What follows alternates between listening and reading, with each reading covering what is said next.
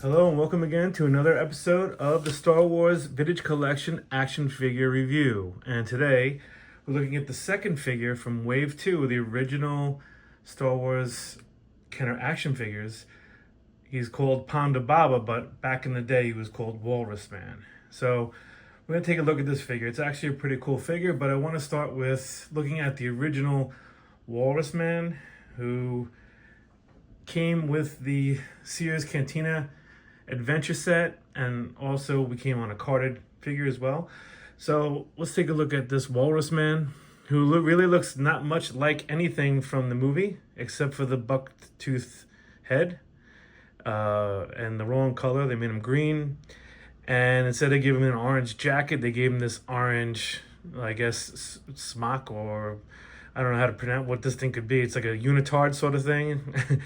And they gave him blue shirt, sort of, and he's got these weird, like, flipper feet, which is odd.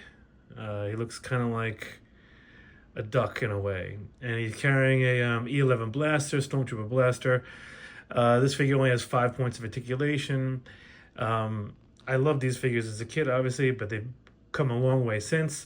So I just want to show you what they were giving out in 1978/79. This is the Walrus-man figure. As you can see, there is the more modern vintage collection action figure. This action figure is VC70, and it came out in 2011. And it's a pretty interesting character, this Walrus-man, or Ponda as he's now called. So he was an Aqualish thug that teamed up with the criminal Dr. Evazan, and they happened to be at the Mos Eisley Cantina when Luke was at the bar, and they started a fight, and then Obi-Wan, being the Jedi Master that he is, finished it real quick. And it was a great scene. Both Evazan and Ponda dearly paid for that encounter. Also about this character was, and what I loved about the figure, so in the figure, they gave him these flippers, and the character was originally designed with flippers.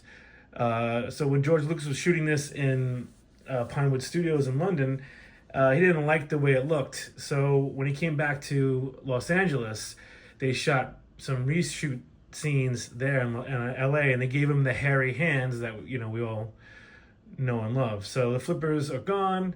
He liked the hairy hands, so that's what he did. So let's take a look at this card. So this card is actually really nice. It's got a photo of Ponda. The original card had like this weird drawing. It kind of looked like a photo drawing sort of thing. But I love it. It's really nice. They're coming out with another one, I think, this year, but I'm not going to buy it. This one's perfect.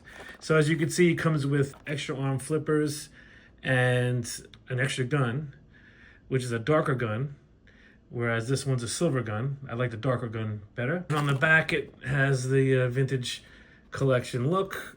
See, you can see what he actually looked like, the original card. It's more like a drawing, not an actual photo like we have here.